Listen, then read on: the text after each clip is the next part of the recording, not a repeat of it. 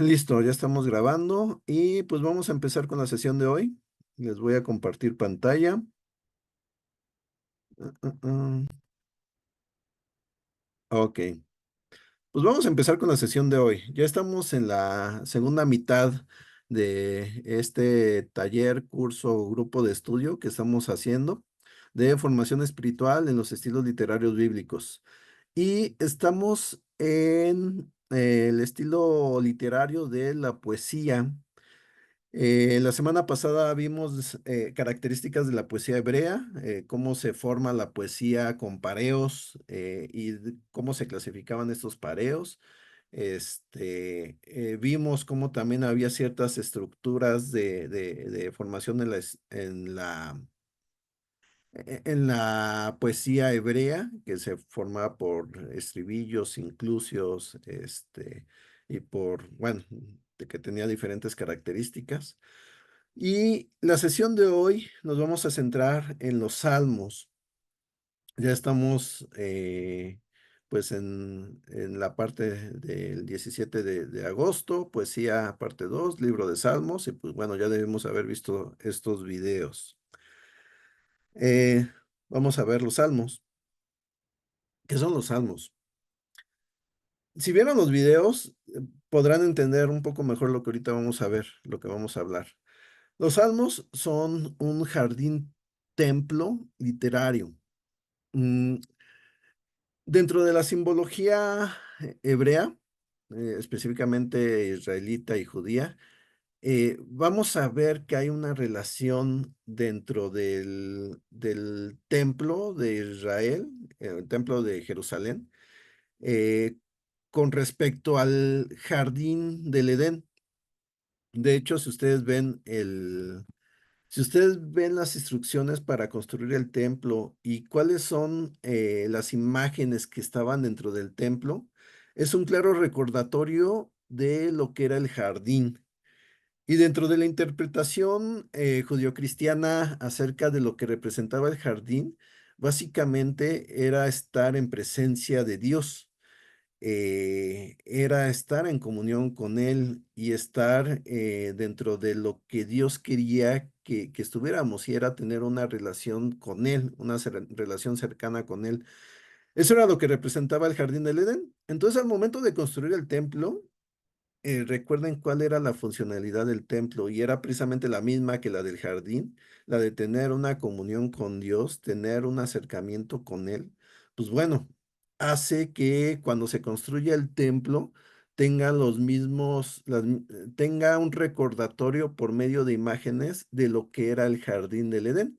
Digo, revisen qué era cuáles eran estas imágenes que se hicieron al construir el templo, y que básicamente es un recordatorio del jardín. Eh, pero ¿qué es lo que pasa cuando destruyeron el templo, los babilonios, y deportaron a los judíos? Vivían ya en otra tierra y sin templo. ¿Cómo le hacían para tener esta cercanía con Dios? Pues bueno, aquí es donde entra la formación de los salmos. Los salmos eran cantos que se usaban en diferentes ocasiones. Eran cantos teológicos que servían para la liturgia cuando se hacía alguna celebración o alguna ceremonia dentro del templo o dentro de la cultura judía.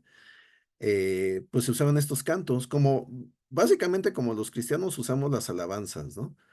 Entraban dentro de la liturgia, eran parte de lo que cantaban los coros ceremoniales. Era una manera de alabar, pero también de recordar, también de reflexionar, de entender qué era lo que estaban haciendo en ese momento y ante quién lo estaban haciendo y quiénes eran ellos en ese momento. También no solamente se quedaban ahí el uso de los salmos, sino también se usaban para peregrinaciones. Hay unos salmos que se le conocen como salmos graduales o salmos de subida, que se llaman así porque se usaban cuando iban a subir al monte Sión, al templo de Jerusalén, personas que venían de otros lugares. pues básicamente era una peregrinación. Y recuerden que las peregrinaciones es un simbolismo de nuestro paso, de nuestro camino hacia el cielo, hacia la presencia de Dios. Pues bueno. Los judíos usaban estos cantos en el momento en que iban peregrinando. Era una especie de canto de motivación de por qué estaban haciendo lo que estaban haciendo, de subir el monte Sión y pues cantaban estos cantos y específicamente usaban estos cantos graduales o cantos de subida. También los usaban para meditar. Hay cantos que son más de meditación, que son más de esto lo voy a estar repitiendo y lo voy a estar reflexionando como eh, pues sí, canciones de relajación, de meditación, de reflexión. Entonces también hay salmos que son más dedicados a eso. Había salmos de celebración, había situaciones importantes como por ejemplo una coronación o un aniversario, pues bueno, se cantaban ciertos salmos en específico. Había también oraciones individuales, familiares y comunitarias dentro de estos cánticos, tanto para que tú lo cantaras individualmente, lo cantaras en tu grupo familiar o como una comunidad dentro de un pueblo. Pues ahora sí que estaba para todo tipo de ocasiones.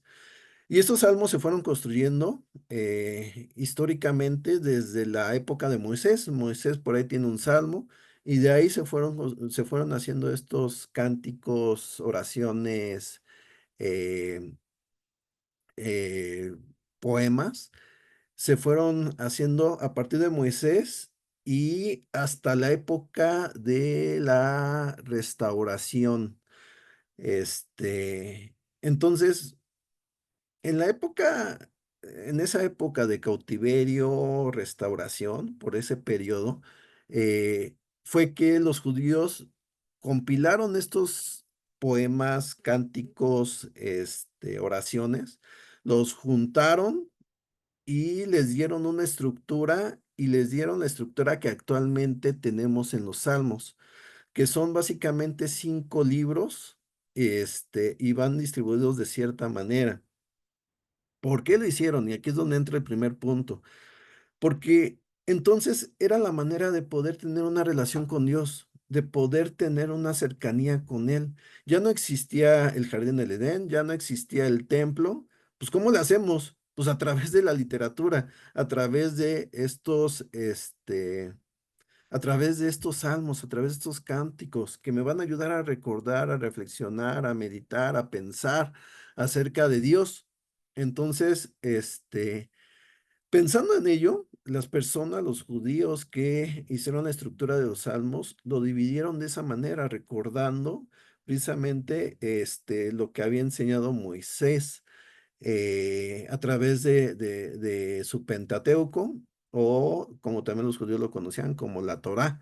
Eh, entonces, los salmos están agrupados en 5 libros que representan el Pentateuco o la Torá, que son los primeros 5 libros de la Biblia, que son los escritos de Moisés y que básicamente recuerdan eso, la ley de Dios.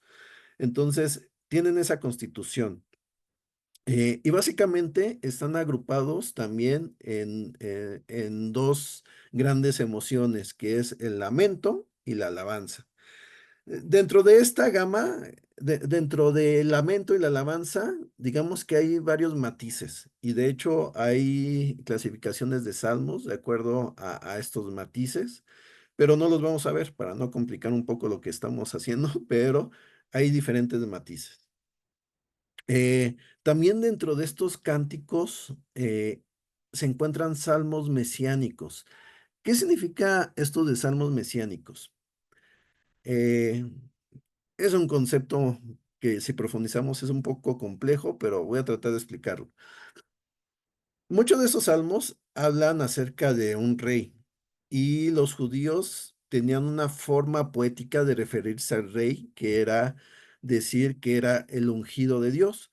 ¿Por qué era el ungido de Dios? Porque básicamente era la forma de coronar a un rey, de ungirlo con aceite en su cabeza para para decir que esta persona tenía una función especial a la cual Dios lo había apartado. Esto de apartar tiene una relación con santificar. Santo es lo que significa apartar. Apartar no para aislar, sino apartar para usarlo para un uso especial. Eso es santificar.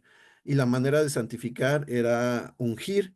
No solamente se le ungía a los reyes, se le ungía a los sacerdotes, se le ungía a objetos que iban para el uso del templo, se le ungía a estos objetos, vamos, todo lo relacionado a Dios que tenía un uso especial, se le ungía, pero se les usaba muy específicamente y poéticamente a los reyes. Entonces, cuando se refiere a los reyes, usan esta palabra de ungir. Y en ese sentido, parece que es la intención inicial de los salmos, de cuando se refieren al ungido, referirse al rey. Pero ojo, la literatura de meditación poética tiene esta doble intención de que sí significa esto, pero al usar la palabra de esta manera, también quiero que lo relaciones con otra cosa. O sea, sí con el rey, pero quiero que lo relaciones con algo más. Y entonces, este uso del lenguaje donde también puedes apuntar hacia algo más del significado inicial, es como empiezan a usar esta palabra del ungido.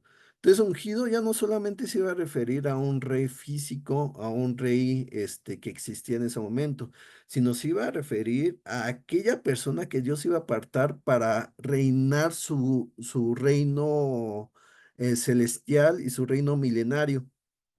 Entonces, eh, aquí es donde ya empieza a entrar esta idea del mesianismo.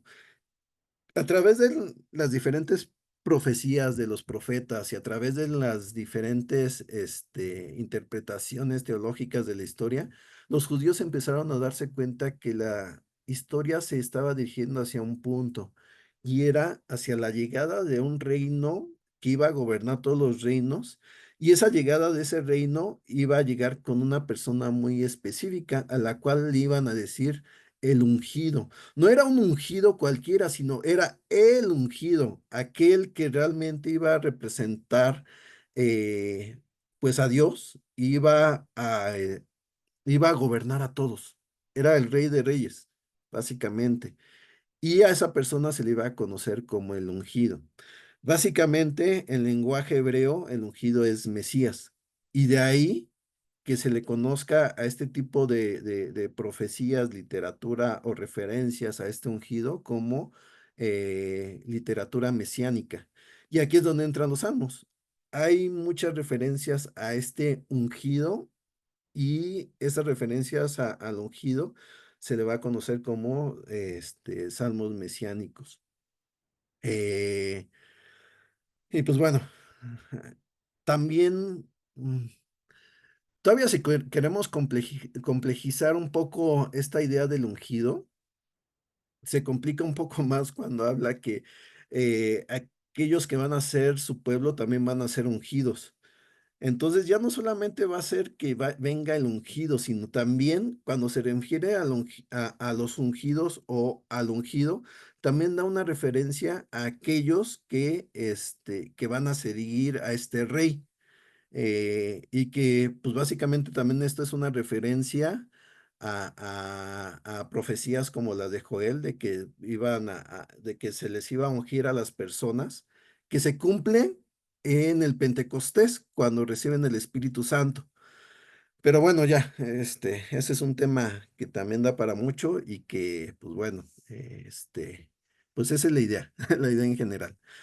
Entonces, cuando estamos también hablando de los salmos, aquí hay referencias a dos ideas que tienen mucho que ver.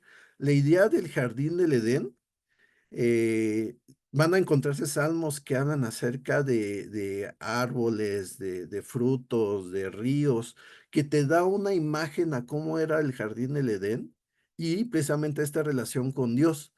Entonces, se van a encontrar muchos salmos a esas referencias. Y la idea es precisamente eso, que te lleven a pensar en el inicio, en el Génesis, en el jardín del Edén. Muestra de ello es el Salmo 1. Si tuvieron la oportunidad de ver el análisis o el comentario del Salmo 1, el video que les mandé, se van a dar cuenta que a eso se refiere. Estas imágenes te llevan a pensar en el jardín del Edén y hacen esa comparación de que aquellos que meditan en la Torá o en la ley de Dios o en las enseñanzas de Dios son aquellos que van a formar parte de ese jardín, que van a estar a la orilla de ese río y que van a ser árboles con mucho fruto.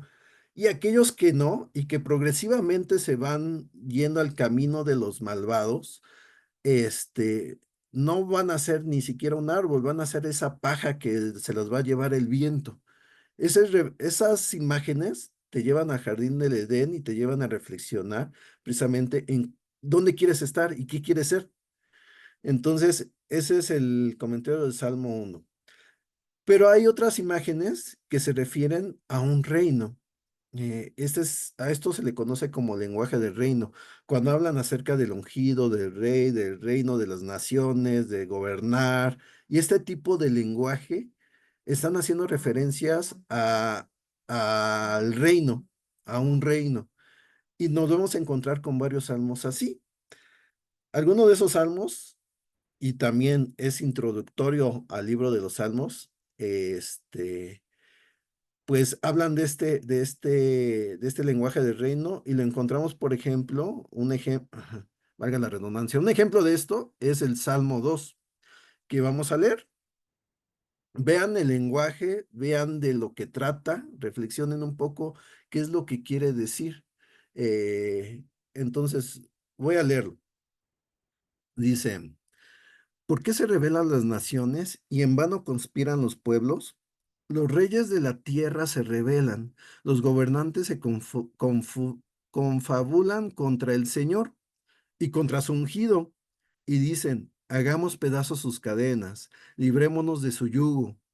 El que está en el trono de los cielos se ríe, el Señor se burla de ellos. En su enojo los reprende, en su furor los asusta y dice, he establecido a mi rey sobre Sión, mi santo monte. Yo proclamaré el decreto del Señor. Tú eres mi hijo, me ha dicho, hoy mismo te he engendrado.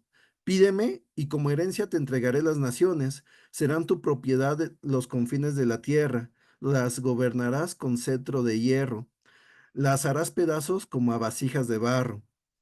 Por eso, ustedes, los reyes, sean prudentes, déjense enseñar, gobernantes de la tierra, sirvan al Señor con temblor ríndanle alabanza, besen al Hijo, no sea que se enoje, y sean ustedes destruidos en el camino, pues su ira se inflama de repente.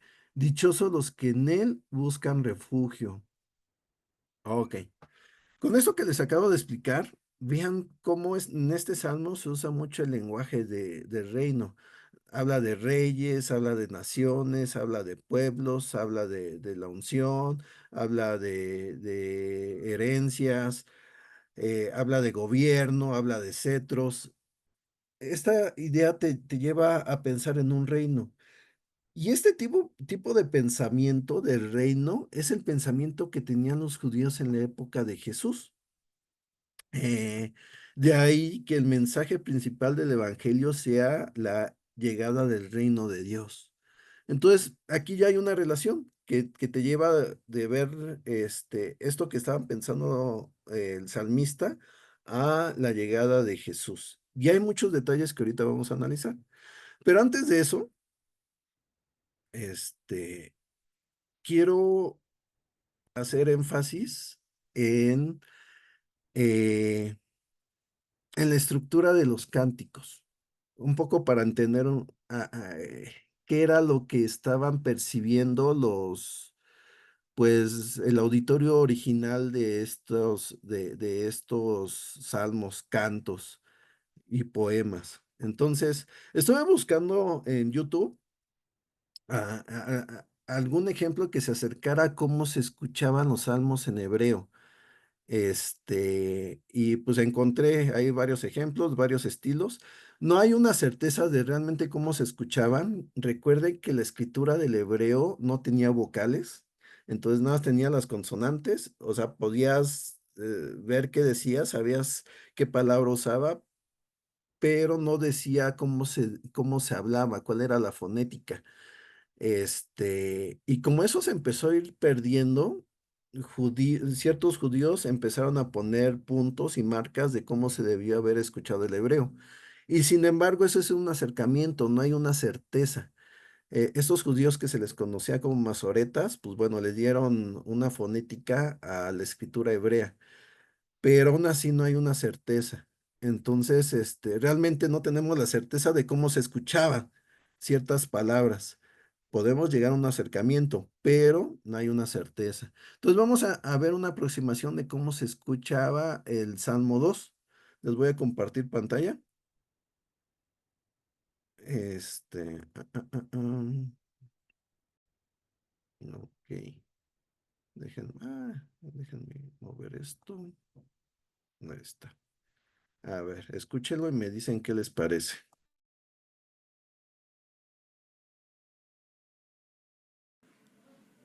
למה רגשו גויים ולאומים יהגו ריק יתייצבו מלכי ארץ ורוזנים נוסדו יחד על אדוני ועל משיחו ננתק את מוסרותמו ונשליכה ממנו אבותמו יושב בשמיים ישחק אדוני ילעג לעמו אז ידבר אל אמו ואפו, ובחרונו יבהלמו.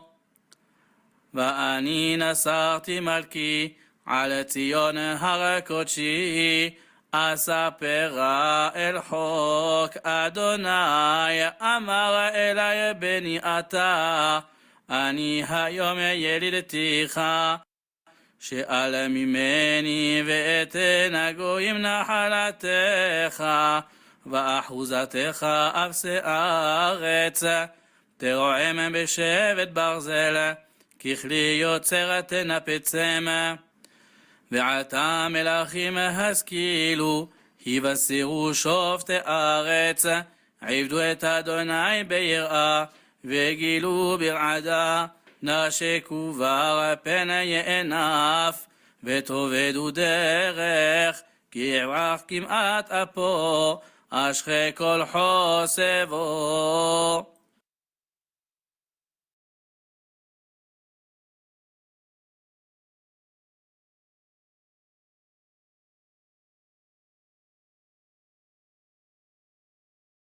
Tienes tu micrófono cerrado, Miguel.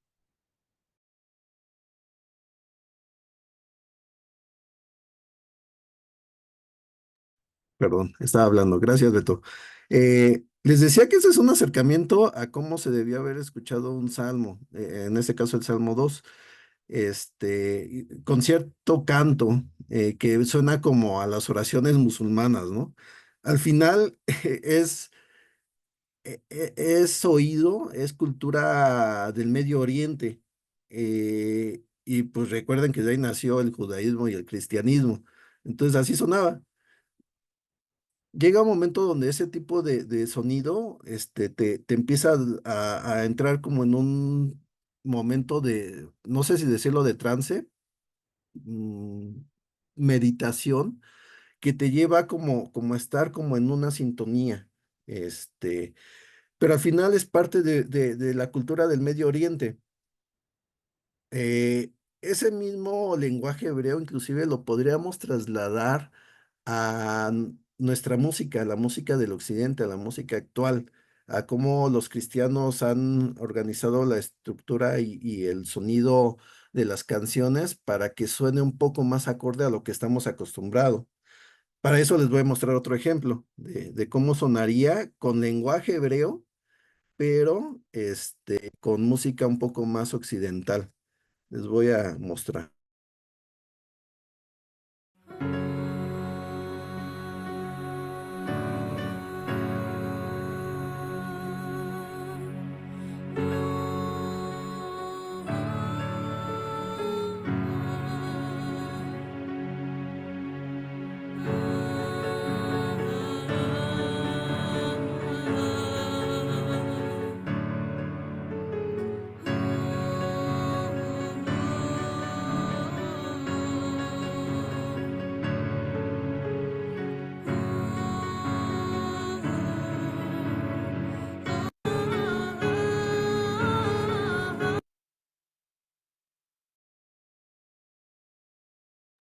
Espérenme.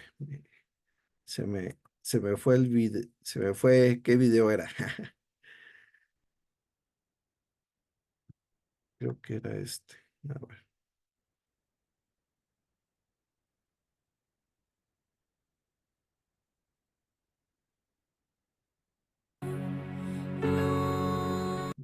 Es el mismo.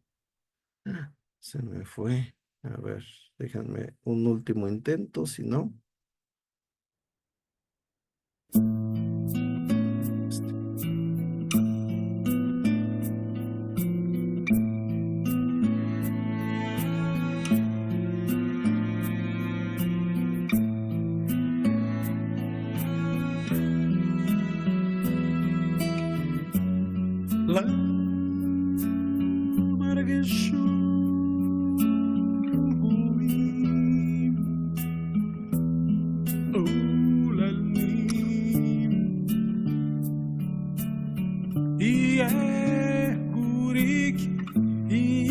יעצבו מלכי ארץ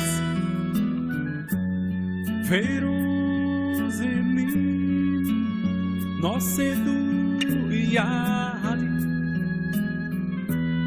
על אדוני ועל משיחו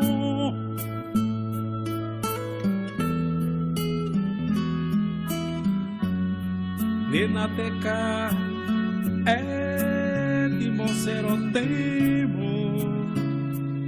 ונשליכה ממנו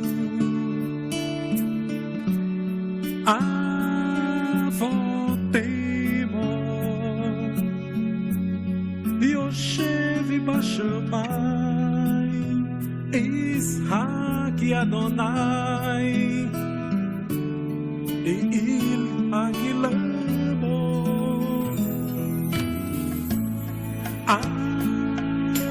azida ber elemo ve a pova harunu e eva halimo vani nasa malki al kochi asapera el que Adonai amar ela bebi ata amihayu e ele diticha אני היו ילידיתיך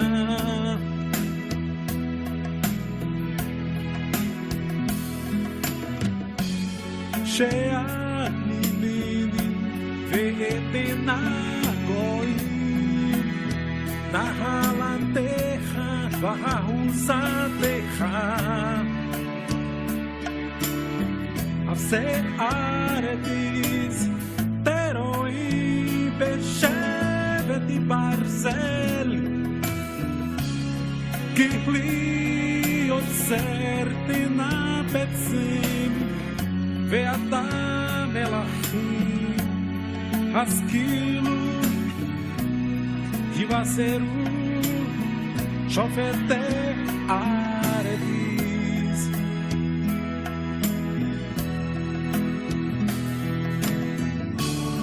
E vidu et Adonai betir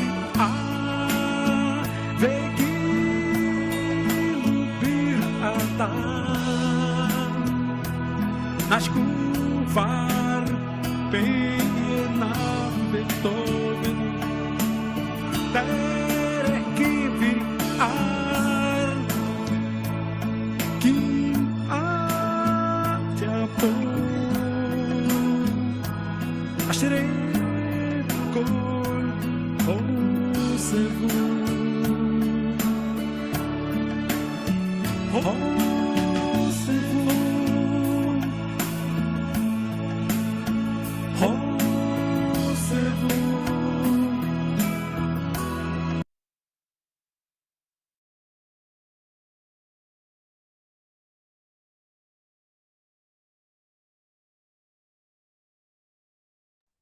Perdón, Tu perdón. micrófono. Listo. Como ven, ya se acerca un poco más a nuestras baladas y a nuestro tipo de música, ¿no? Pero la idea sí es hacer un esfuerzo por acercarnos un poco a cómo lo percibían el auditorio original. Y digo, es un poco complicado para los simples mortales, pero ahorita ya hay más herramientas como diferentes traducciones, comentarios bíblicos y como pues videos en YouTube, que hay que tener cierto cuidado porque algunos de estos videos te pueden llevar a otro tipo de denominaciones raras como judíos mesiánicos y demás, pero con cierta prudencia y discernimiento pues podemos podemos acercarnos un poco más a esta cultura y entender un poco más el cómo percibían estos cantos y esta poesía. Pero bueno, eso en cuanto a la estructura. Vamos a regresar al análisis del texto y en sí a la meditación de este salmo. Eh, ok, leímos el Salmo 2. De tarea les había dejado unas preguntas. Déjenme pongo esto aquí. Les había dejado unas preguntas que vamos a contestar con este salmo. Eh, una de las preguntas es, ¿qué emoción evoca el Salmo? En este caso yo encontré que es la satisfacción por el establecimiento de un rey victorioso y justiciero. ¿Cuál es el tema del Salmo? La rebelión de las naciones y el establecimiento de un rey que los va a someter. Eh, la otra pregunta es, ¿qué metáforas encuentras en el Salmo? Algunas de las que encontré fueron estas, de hagamos pedazos sus cadenas, que no se refiere a que realmente rompan cadenas, sino más bien a la libertad, librémonos de su yugo o del dominio de este gobierno, los gobernarás con cetro de hierro, que el cetro de hierro pues significa que es un poder rígido, duro, los harás pedazos como vasijas de barro, como, o sea, pues vas a destruir a estas naciones como algo frágil. Besen al hijo, que no significa que vayas y beses tal cual al rey, sino más bien que le tengas respeto, honor, pues sí, esta idea. Y pues su ira se inflama de repente. O sea, no es de que se va a prender la persona, sino más bien, pues el enojo va a explotar, va a ser muy, muy grande. Eh, ¿Cómo te ayuda el Salmo a reflexionar en tu vida diaria? Pues en mi caso es que Dios establecerá su rey y su reino a través de Jesús y bueno, y su iglesia, por lo que si estoy pasando por injusticias, debo ser paciente y refugiarme en el Rey Jesús. Al final en eso acaba el Salmo. Vamos a darle una segunda mirada al Salmo y ver algunas otras cuestiones para analizar. Eh, la estructura en sí de este Salmo es una estructura también como de decreto. Está dividido en dos partes. La primera parte, que es lo que está en el lado izquierdo, digamos que es un contexto de por qué se va a decretar la segunda parte del Salmo. ¿Cuál es el contexto? Pues como empieza el Salmo, ¿por qué se rebelan las naciones y en vano conspiran los pueblos? ¿Contra quién se van a rebelar? Pues contra el Señor y contra su ungido. Ya hablamos, ya explicamos un poco acerca de esta idea del ungido, de que pues en un primer significado o en una primera dirección se refiere al rey y al rey de Israel o de Judá.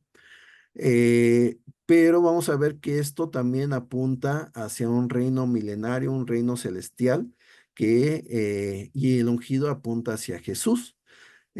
Más abajo da ese mismo contexto de establecido a mi rey sobre Sión, mi santo monte. ¿Ok? Da el contexto de las naciones que se rebelan y que están conspirando contra Dios y contra el ungido. Y por eso Dios o el Señor va a establecer a este rey. Estableciendo ese rey es que proclama este decreto y la segunda parte del Salmo dice en qué consiste ese decreto. Tú eres mi hijo, me ha dicho, hoy mismo te he engendrado. Ahora, esto es muy significativo porque pues sí, el pensar tú eres mi hijo, pues te lleva a pensar en Jesús, te lleva a pensar a cuando es bautizado, ¿no? Que le dice, este es mi hijo amado. Y sí tiene esa intención de que te apunte hacia ese ungido, hacia ese Mesías. Porque este tipo de lenguaje Pues sí, es una referencia al pensamiento antiguo, donde pues los reyes eran descendientes de los dioses, pero vean, o sea, es un lenguaje ambiguo en ese sentido, donde te hace pensar en el rey, pero también te hace pensar en algo más allá del rey humano, te hace pensar en un rey que realmente desciende de Dios. Entonces, aquí está el decreto. Tú eres mi hijo amado, me ha dicho hoy mismo hoy mismo te he entregado, pídeme y como herencia te entregaré las naciones. ¿Se acuerdan que les hablaba de los leitmotivs en la clase pasada? Que son frases que ya llevan toda una carga ideológica y teológica que se van a estar repitiendo constantemente en la poesía o en las profecías. Pues esta es una de ellas. Eh, como herencia te entregaré las naciones. Serán tu propiedad los confines de la tierra. Las gobernarás con cetro de hierro, las harás pedazos como a vasijas de barro. Y acaba con esta última parte del decreto.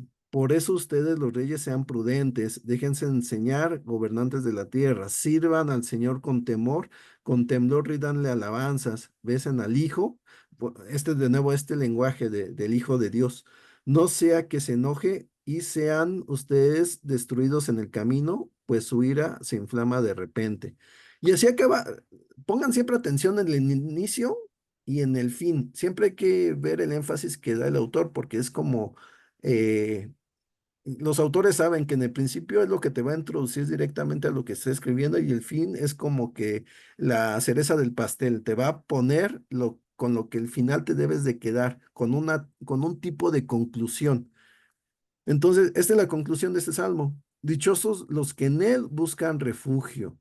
Ahora, esto queda ambiguo, no se sabe si se refiere al Señor, a Dios, o se está refiriendo al Hijo o al Rey. Y es intencional esta ambigüedad. De hecho, si ustedes revisan diferentes versiones, algunas se van a referir a Dios y otras se van a referir a Jesús. Bueno, no a Jesús, al Rey. Entonces, es intencional digamos que esta ambigüedad. Y la idea es precisamente que nos refugiemos en Él, en Dios, en el Rey, que al final pues van a ser el mismo. Entonces, esa es la intención de este decreto. Para ir acabando, hay preguntas clave para entender los salmos, bajo todo lo que ya hemos platicado. Una de ellas es esta pregunta: ¿cómo sería leer este salmo en el cautiverio de Babilonia? O sea, vean el tema del salmo. El salmo está hablando de naciones rebeldes, de naciones que buscan oprimir al reino de Dios. Los judíos que se sentían el reino de Dios y que en ese momento habían sido conquistados, ¿cómo era leer este salmo? Era un salmo esperanzador, donde veían aquí una promesa y era de que el Señor iba a establecer de nuevo a su reino a través de este rey ungido, a través de esta persona a cual se le iba a considerar como el Hijo de Dios. Entonces, al leer esto y estar en ese momento de opresión con Babilonia, pues los iba a llevar a tener esperanza y a esperar ese reino, que llegara de nuevo ese reino de Dios. Esa esperanza se continuó hasta la época de Jesús. Otra pregunta para entender es, ¿cómo apunta este salmo hacia Jesús? Ya vimos las palabras que te llevan a pensar en el Mesías, esto del Hijo, esta idea del ungido, del reino eterno, te va a llevar hacia esta idea del Mesías y que en automático te va a llevar y te va a apuntar hacia Jesús. Pensando en estas dos preguntas, la idea es, ¿esto te lleva a reflexionar para entender mejor el Salmo? Yo creo que sí, esa es la intención. Pues listo, eso era lo que les quería compartir. Les dejo la tarea de una vez de la siguiente semana. Vamos a ver acerca de los libros proféticos, o los libros de los profetas. Y para ello les pido que escojan un pasaje de algún libro profético y contestes estas preguntas, que son preguntas similares a las que hemos visto en la poesía. ¿Qué sabes del profeta que escribió el libro? ¿A quién va dirigido su mensaje? ¿Qué dice su mensaje? ¿Qué motivó el mensaje? Con esta pregunta lo que quiero es saber el contexto de por qué el profeta dio ese mensaje o ese oráculo. Pues listo, esto es lo que les quería compartir, hermanos, y pues si quieren, revisamos los salmos que escogieron y vemos qué podemos comentar acerca de ellos. Entonces, ahí los primeros que levanten la mano, ya la levantó Ángel, entonces le doy la palabra a él. Adelante, Ángel. Abre tu micrófono, Ángel, para tu micrófono. ¿Lo puedes abrir? ¿Lo pueden abrir? Sí, ¿verdad? Sí, ahí lo tienen abierto. Sí, ya, listo. ¿Puedes ponerme la minita, por favor? Claro. A ver,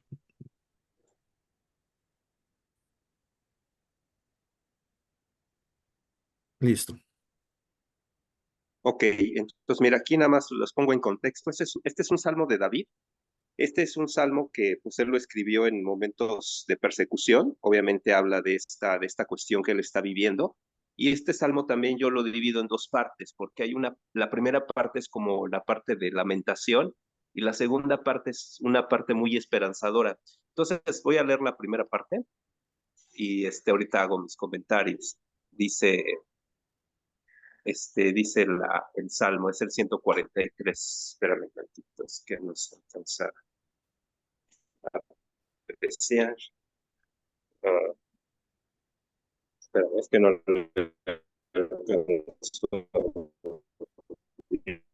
Ah, sí, dice, Señor, escúchame, escucha mi oración. Es que no alcanzo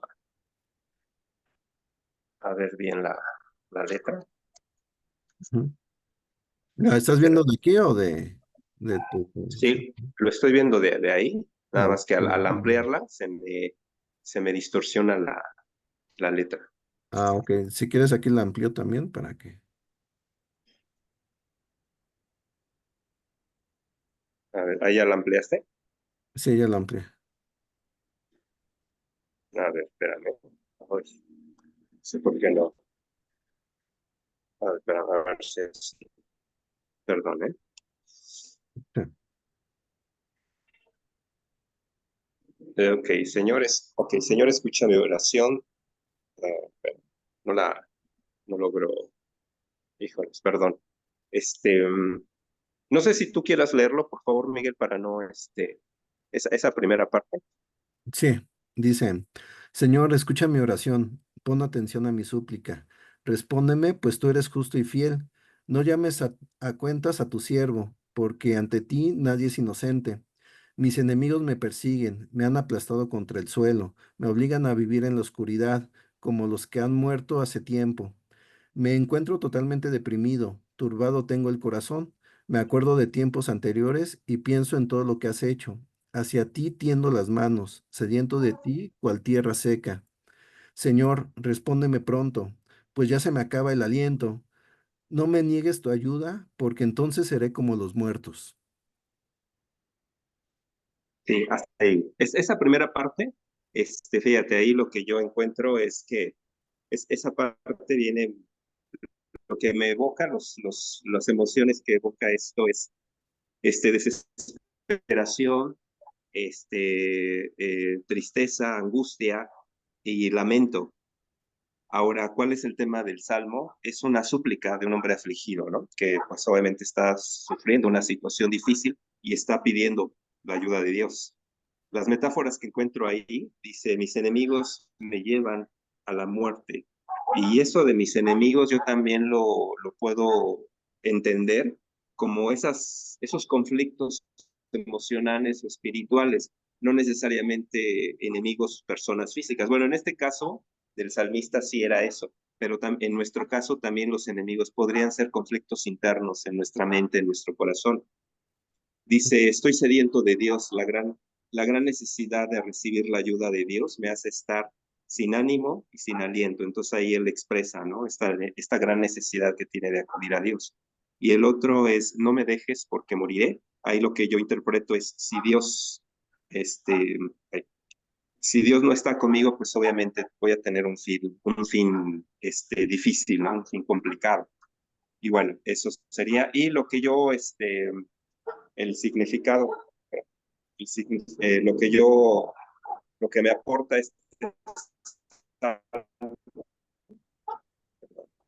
este, me ayuda a, este salmo a mí me ayuda a expresarme con más claridad con Dios para poderle decir exactamente cuáles son mis aflicciones, pero hacerlo de una manera muy abierta, muy clara. Y en ese sentido, pues me ayuda el salmo. La segunda parte, esa fue la parte como de lamento, pero la segunda parte es la más interesante, que es la parte esperanzadora. Sí, sí, igual si me puedes ayudar a leer ese otro párrafo, por favor. Sí, dice, por la mañana hazme saber de tu amor, porque en ti he puesto mi confianza. Hazme saber cuál debe ser mi conducta, porque a ti dirijo mis anhelos. Líbrame, Señor, de mis enemigos, porque en ti busco refugio. Enséñame a hacer tu voluntad, porque tú eres mi Dios. Que tu buen espíritu me lleve por un camino recto. Por tu nombre, Señor, hazme vivir, porque eres justo. Sácame de la angustia, porque eres fiel. Destruye a mis enemigos. Destruye a todos mis enemigos, pues yo soy tu siervo. Sí, gracias. Fíjate, aquí ya lo que veo, ya es aquí lo que me evoca el poema, pues ya es un mensaje muy esperanzador, ya un cambio radical, ¿no? A pesar de que es el mismo salmo, a mí ya me transforma esto, ya me lleva a una cuestión sentimental muy diferente, porque ya me da confianza, me da ilusión, me da tranquilidad.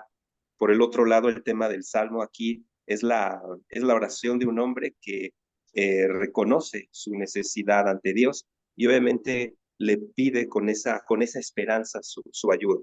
Por otro lado, las metáforas que encuentro es líbrame de mis enemigos, igual que el anterior, pues obviamente por la situación que él estaba viviendo, pues pide esto, pero de igual manera para nosotros sería librarnos de alguna situación difícil en nuestra vida y que tu buen espíritu me lleve a un camino recto. Eso también me parece muy poético porque dice que tu bondad y compasión me lleve a cosas mejores, ¿no? A cosas mucho más sublimes para mi vida. ¿Y cómo me ayuda el Salmo a reflexionar en mi vida? Pues aquí aprendo cómo dirigirme a Dios en tiempos de gran necesidad, pero sobre todo, aquí algo interesante que yo descubrí es que encuentro ahí que el salmista da muchos motivos, da muchos argumentos para pedir la ayuda de Dios. Porque ahí, si te das cuenta, eso que marqué en verde, dice, por la mañana has de saber de tu amor, porque en ti he puesto mi confianza. Y todo esa parte del salmo es porque, o sea, le da un argumento, o sea, ayúdame por esta razón. Eso me pareció algo muy interesante, porque es una oración con muchos argumentos, con muchas bases para solicitar que Dios me ayude. Entonces, eso es lo interesante que se me hizo este poema. Eso sería, eso sería Miguel. Ah, ok, perfecto. Muchas gracias, Ángel. Es buen análisis. Y si se dan cuenta, es lo curioso porque no hay como una estructura definida de los salmos. O sea, aquí entra mucho la creatividad del salmista de cómo lo va a estructurar. El ejemplo que yo les di, pues está estructurado en dos partes, en un contexto de un decreto y en el decreto en sí. Y ahorita en el salmo que tomó de ejemplo Ángel, es el contexto de una oración donde al principio, y que de hecho es como el motivo de es como el motivo de en sí de todo el libro de Salmos. Ok, no pudieron escuchar bien. Algunas partes se cortaba de lo que decía Ángel, pero bueno, si no, ahí estaba escrito. Básicamente repitió lo que estaba escrito. Eh, y es como el motivo de todo el libro de los Salmos, o sea, que empieza mucho con las súplicas, con los lamentos, uno que otra alabanza, y se va transformando a que sea la mayoría alabanzas y uno que otro lamento. Y de hecho concluye el libro de los Salmos con solamente alabanzas. O sea, son alabanzas que te mandan a alabar a Dios por quién es Él. Entonces, este salmo tiene la misma estructura. Empieza con un lamento, que es la primera parte que comentaba Ángel, y la segunda parte ya empieza con la parte esperanzadora, con argumentos, que era también lo que decía Ángel. Decía, esto porque, y te daba la razón de por qué lo estaba haciendo.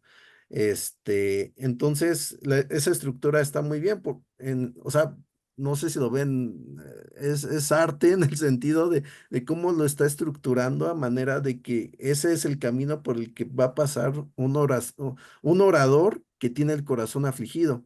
Al principio vas a reclamar, al principio vas a decir, me está pasando esto, y poco a poco vas a ir, pero tú eres esto porque haces esto. Y va a ir cambiando tu emoción y tu manera de ver las cosas.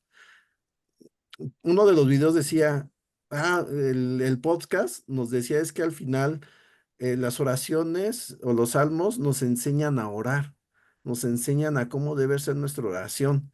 Y este es un perfecto ejemplo de eso.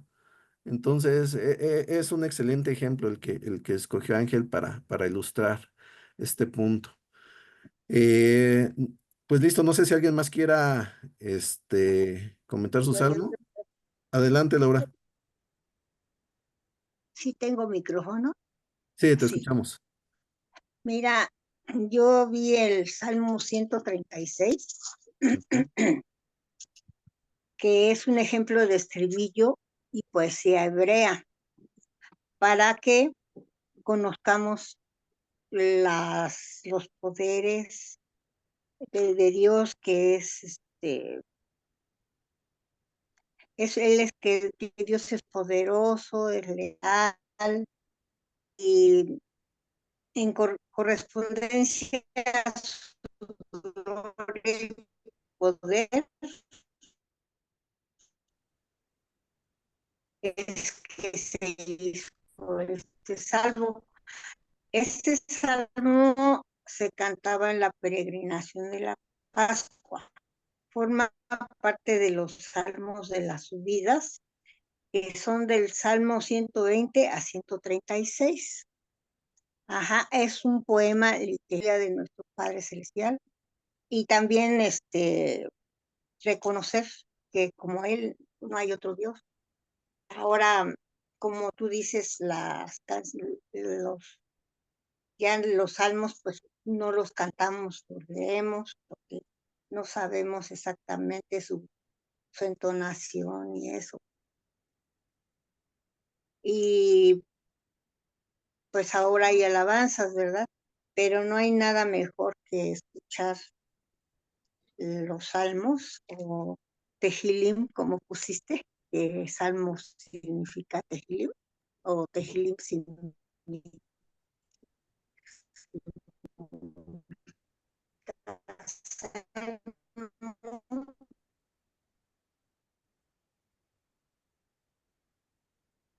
Perdón, creo que... pues sí, Pero, este salmo lo hizo David para que supiéramos todo lo poderoso. Pues es todo. No tiene connotaciones mesiánicas, ni tampoco, no únicamente es una poesía hebrea en estribillo, porque al principio al final dice, en el principio dice, den gracias al Señor porque Él es bueno, su gran amor perdura para siempre. Y en el 26 dicen, den gracias al Dios de los cielos, su gran amor perdura para siempre. Y así los 26 versículos. Dice el versículo 7, el que hizo las grandes luminarias, su gran amor perdura para siempre. Ese es el estribillo para ok, mí. perfecto. ¿Sí me escuchan bien? Es que como que Sí, Sí. tengo bajo el internet, pero bueno, ¿se me escuchan bien? Está perfecto. Este salmo que escogió Laura está muy bien también. Digo, si ahí tienen su Biblia, a ver, déjenme les comparto. Si tienen su Biblia, pues ahí tenganla a la mano. Pero también les comparto aquí en la pantalla. Y listo. Ok. Eh, Les decía, pongan atención en el principio y el fin, que es lo que hizo Laura. Den gracias al Señor porque Él es bueno. Su gran amor perdura para siempre. Con esto te está introduciendo a lo que quiere que veamos y es gracias al Señor porque Él es bueno. Pero porque Él es bueno, pues de eso se trata el Salmo. Te empieza a explicar acerca de cómo los liberó de Egipto a través de esta poesía. Entonces te lleva a ver la historia para ver por qué Él es bueno. Y de eso se trata el Salmo, de cómo los liberó de Egipto y cómo Él estuvo cuidando a su pueblo. Y acaba con eso. Den gracias al Dios de los cielos, su gran amor perdura para siempre. Entonces, ese es el punto del Salmo. Pues bueno, les recomiendo que lo puedan leer para que vean precisamente lo que nos está explicando Laura. También tiene su estribillo. Ah, no se los enseñé, déjenme se los enseño. Tiene su estribillo, que es el que nos decía también Laura. Dice, su gran amor perdura para siempre. Dice la frase y después ya dice el estribillo. Su gran amor perdura para siempre. Su gran amor perdura para siempre. Su gran amor perdura para siempre. Entonces, este tipo de estribillos a veces cuando iban de peregrinación, que es un salmo de su vida, pues había un dirigente que cantaba la primera frase y todos los demás cantaban el estribillo. Su gran amor perdura para siempre. Tararararara, su gran amor perdura para siempre. Y esto lo iban haciendo mientras hacían la peregrinación, mientras subían el monte Sión y iban al templo de Jerusalén. Entonces, pues está curioso. Gracias, Laura, por ese ejemplo. Elvia tiene levantada la mano. Entonces, si quieres comentar algo, Elvia, de tu salmo, puedes prender el micrófono.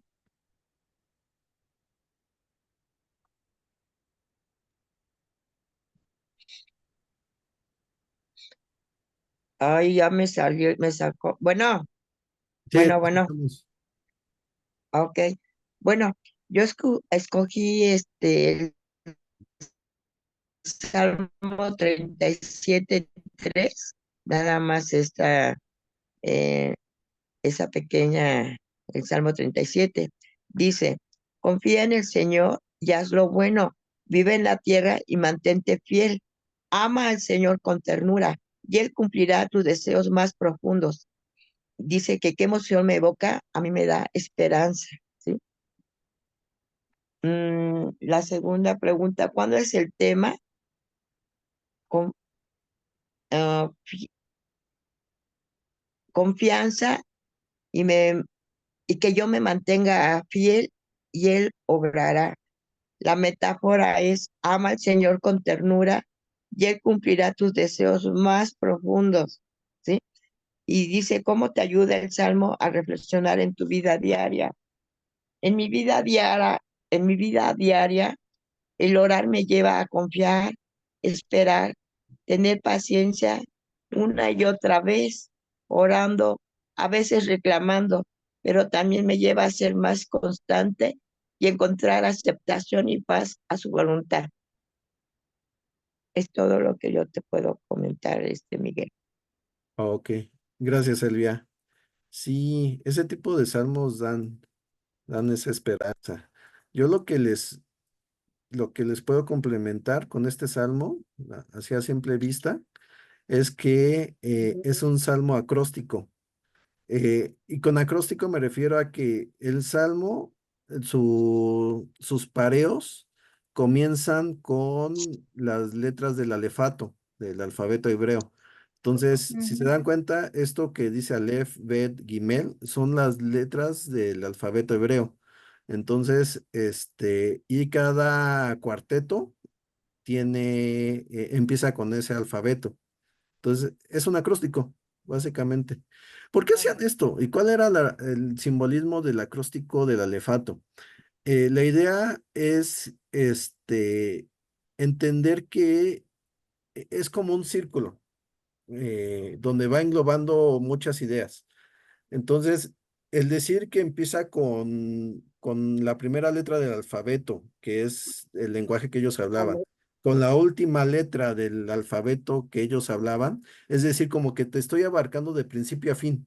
Así como cuando en Apocalipsis dice que Dios es el alfa y omega, que es el principio y fin, esa misma idea la contiene un acróstico que es, voy a Ah, comenzar con esto y te lo voy a ir describiendo, como ir recorriendo las caras del diamante hasta llegar a la última cara y ya explicarte toda la idea. Esa es la intención de este tipo de acrósticos. Vean con qué empieza. Dice, no te enojes a causa de los malvados, ni envidies a los malhechores, porque, de nuevo el porque. Esta idea, este conector que da una argumentación, lo vamos a ver más cuando veamos los discursos, pero sí es importante porque te conecta la primera idea, que es este pareo, con la segunda idea, con el segundo pareo. Y ya una vez que te dice esto, dice, ni te enojes, ni te enojes a causa de los malvados, ni envidies a los malhechores, porque pronto se marchitan como la hierba verde, pronto se secan. Este son son pareos sinónimos o paralelismos sinónimos. Este poema va a estar estructurado por esos paralelismos sinónimos que van a ir completando la idea, le van a ir dando vuelta al diamante hasta llegar a la última idea, que es esta, pero tú espera en el Señor. O sea, te va a ir completando toda la idea, todo el matiz de cómo te estás sintiendo con aquellos que son malvados hasta llegar a ese punto de decirte, todo esto, ¿para qué? Para que tú esperes en el Señor. Esto de esperar es ser paciente y tener esperanza. Es tener una actitud de que, bueno, ahorita está pasando esto, pero en algún momento Dios va a hacer justicia y me va a librar y va a hacer que las cosas pasen como tenga que pasar.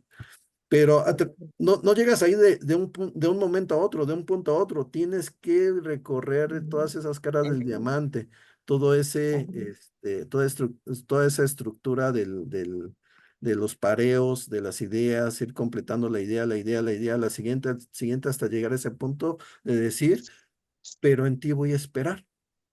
Entonces, recuerden, nos enseña a orar los salmos y esa es una estructura curiosa que nos lleva a estar como repasando la idea, irla al siguiente punto hasta llegar a ese punto, a ese nivel, que es tener esperanza. Entonces, pues está padre, ¿no? así es. Eh, ¿Tenemos tiempo para otro? ¿Alguien más quiere comentar su salmo? Yo, Adriana, Adelante, Adriana. vi el Salmo 39. El título de ese salmo es La vida es breve. Entonces bueno, este es un salmo que escribió David, y aquí nos empieza a hablar acerca de cómo él había pecado con su lengua y quería ponerle freno a sus labios, pero que en un momento dado mejor se quedaba callado, no decía nada, no quería ni siquiera hablar, pero que el dolor que él sentía iba en aumento. Y luego dice dice, el corazón me ardía en el pecho. Pues esta es una metáfora, ¿no? O sea, no es que te arda, sino más bien el dolor que el salmista estaba sintiendo, ¿no? Y luego dice que un fuego se encendió dentro de mí. Y lo mismo otra vez, otra metáfora, ¿no? No es que se encendiera un fuego. Y luego dice, haz de saber qué fin tendré. O sea, aquí nos muestra cuál es la emoción, como cierta desesperación de David, de que yo creo que era cuando lo estaban atacando o lo iban a atacar, y entonces hay una parte en el 6, dice, todo hombre es como una sombra, de nada le sirve amontonar riquezas, pues no sabe quién se quedará con ellas. Y bueno, aquí pues sí nos hace reflexionar que cómo puede haber personas o habemos personas que puedes enfocarte tanto en lo material nada más y decir, no, pues lo material es lo importante, y dice, pues, ¿de qué te sirve? Pues nos vamos a ir de esta tierra, ¿no? Eso me hace reflexionar. Y en el 39, en el Salmo 39, en el 7, aquí hay una esperanza, ¿no? Porque dice, y así, Señor, ¿qué puedo ya esperar? Mi esperanza está en ti. Entonces, aquí, como en todos los salmos, yo creo siempre hay, aunque sea una línea, ¿no? De esperanza, de decir, bueno, Dios está con nosotros. Y después dice en el 11, dice, tú corriges al hombre castigando su maldad y reduces a polvo lo que más ama. Otra metáfora, ¿no? Reducirlo a polvo, o sea, pues hacerlo nada, ¿no? Y las reflexiones, pues todo hombre es como un suspiro, o sea, al final, pues sabemos que ahorita estamos aquí en esta tierra, después a dónde vamos a estar, o sea, quizás mañana ya no estemos o llega una enfermedad, un accidente y tantas cosas que vemos día a día, ¿no? Y pues eso es lo que más o menos yo saqué de este Salmo 39. Ok, muchas gracias, Adriana. También Gracias. este es un ejemplo que complementa lo que vamos a, una de las estructuras de los salmos. Aquí hay una palabra que no sé si supiste qué era, que es esta, Selah. No supe. Ok, eso es importante. Eh, este, miran, vean un poco el título, al director musical. La idea era de que se cantara este salmo, pero este es un tipo de salmo cantado de reflexión. eh, y aquí es donde entra la importancia de saber qué significa Selah. No se tiene exactamente la certeza del significado de esta palabra, entonces esto es una transliteración del lenguaje hebreo. No te ponen qué es, sino te ponen qué se dice, o sea, cómo se debió haber pronunciado, que es Selah, y te lo deja ahí. Pero comentaristas han dicho que esta palabra básicamente lo que quiere decir es hacer una pausa de reflexión. Básicamente, la estructura del salmo sería la siguiente. Toda esta primera parte la van a cantar de acuerdo a la música del director. Y aquí van a hacer una pausa. Van a cantar esta parte, igual y van a seguir tocando, igual y hacen un silencio.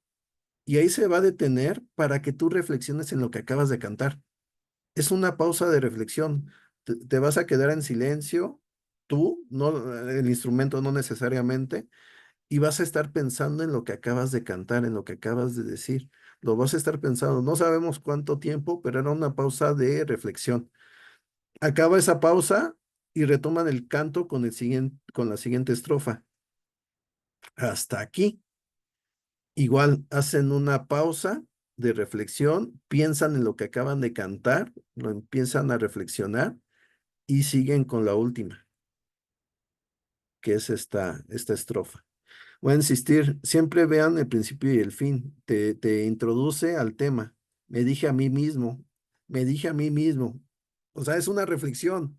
Yo estoy pensando, me estoy diciendo esto. Mientras esté ante gente malvada, vigilaré mi conducta, me abstendré de pecar con la lengua, me pondré una mordaza en la boca. Entonces, así es como empieza.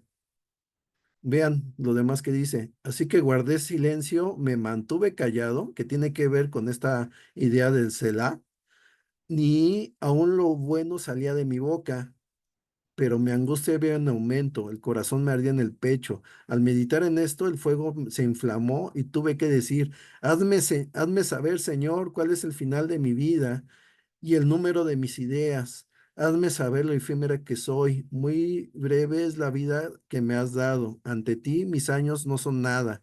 El ser humano es como un soplo. O sea, vean cómo venía la idea del salmista con la angustia, quería decir cosas que no iban a ser buenas, quería sacar todo el malestar. Y lo único que dijo fue esto, que es un reconocimiento de que yo no soy nada, que lo llevaba a la humildad, pero es como un proceso de cambio de emoción, de cambio de mentalidad, donde está el salmista luchando con esto de que, me siento así, pero reconozco que soy esto. Y ese cambio de mentalidad no va de la nada, tienes que hacerte una pausa. Sigue el salmo, ¿no? Sigue con las mismas ideas y vean cómo acaba.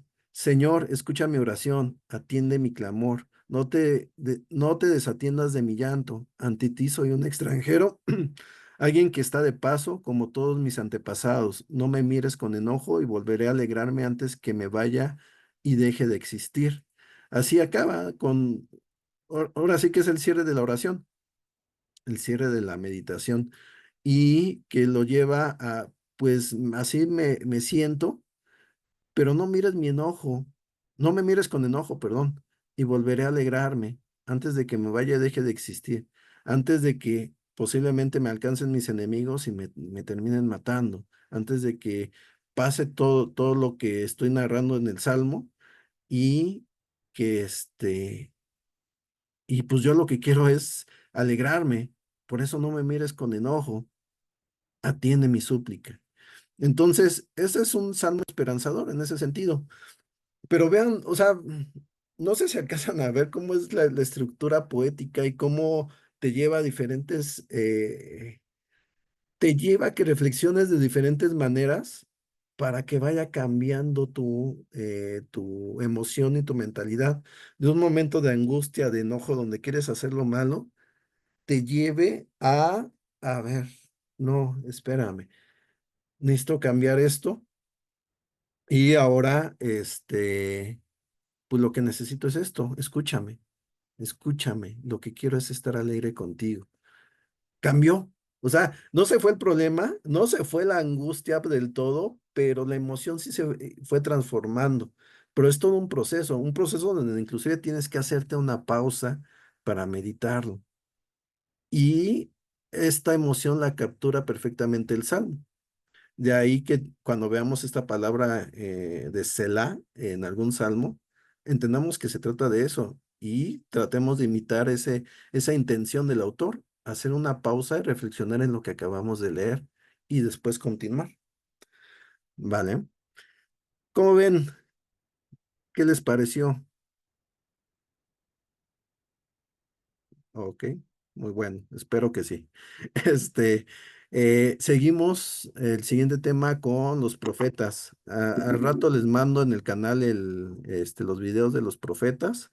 Revisen los videos porque, digo, si no los están escuchando o viendo, pues están perdiendo la mitad de lo que les estoy explicando, ¿no? Entonces, y vean, o sea, realmente esto sí nos lleva a algo útil, a algo que nos acerca más a Dios, entonces hay que valorarlo. Pues muchas gracias, hermanos, y pues aquí acabamos. Que tengan excelente día. Gracias, Muchas Miguel. gracias, Miguel. Gracias, Miguel. Gracias, Miguel, muy completa, muchas gracias. Gracias, Miguel. Nos vemos, hasta Gracias, luego. Miguel. Es de mucha ayuda a mí en lo personal, Miguel, a acercarme más a Dios y enfrentar las situaciones que pasamos cada día. Me da gusto, Elvia, esa es la intención. Que Dios te bendiga y Gracias. te bendiga. Igualmente, hasta Gracias. luego. Bye.